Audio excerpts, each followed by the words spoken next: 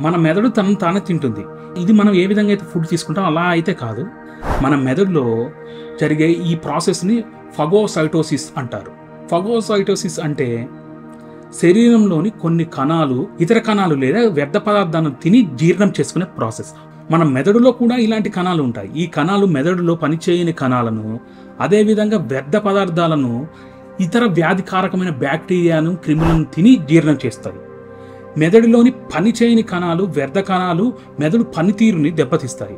ఫగోసైటోసిస్ ద్వారా ఈ కణాలను తొలగించడం వల్ల మెదడు ఆరోగ్యంగా ఉంటుంది. అలాగే మనం కొత్త విషయాలు నేర్చుకునేటప్పుడు కూడా మన మెదడులో కొన్ని కొత్త కనెక్షన్స్ ఏర్పడతాయి. ఈ కొత్త కనెక్షన్స్ కోసం మెదడులో స్థలం అవసరం. అందుకే పాత అనవసరమైన కనెక్షన్ తొలగించడం కోసం, అలాగే మెదడులోకి వ్యాధికారక క్రిములు ప్రవేశించినప్పుడు ఫగోసైటోసిస్ ద్వారా వాటిని నాశనం చేయడం జరుగుతుంది. ఇది మనకు మంచి చేస్తుందా అంటే మాత్రం